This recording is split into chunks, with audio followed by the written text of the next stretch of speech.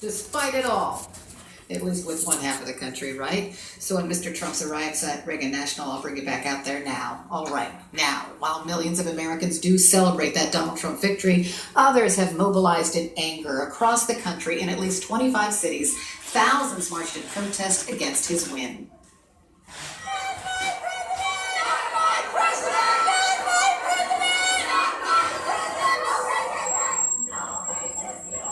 In Chicago, Los Angeles, New York, here in Washington, D.C., frustrated men and women protesting at Trump properties, carrying anti-Trump signs, even burning a papier-mâché Trump head. There were 120 arrests across the country. So let's talk about why these people are protesting. I'm joined by Zoe Hanna.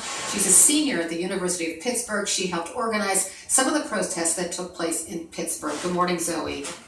Hi, Carol. Hi, so I'm just curious, Donald Trump was elected president of the United States, so why protest now?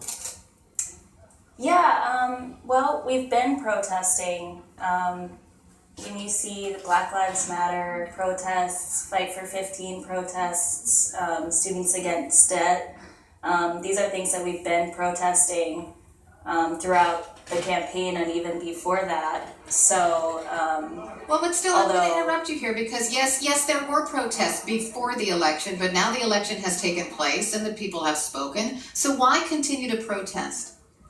Yeah, I think right now the protests are mostly about solidarity and being together.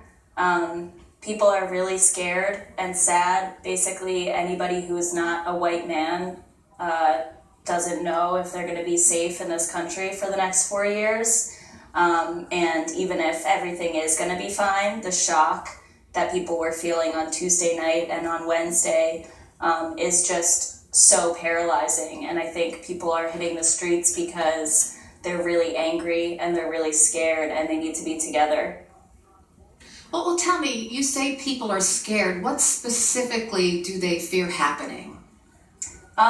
For example, the comment that President Trump or President-elect Trump made about grabbing women, that specific event has happened to me with somebody else. So, like these moments where you see somebody who's going to be our president bragging about the sexual assault that's happened to you, that's terrifying. It makes me feel like I don't know if I'm going to be safe on the streets. I've heard hundreds of stories already about people being antagonized for their skin color, or I know of a woman who had a hijab ripped off of her in public. It's a violent climate right now. Mm-hmm. So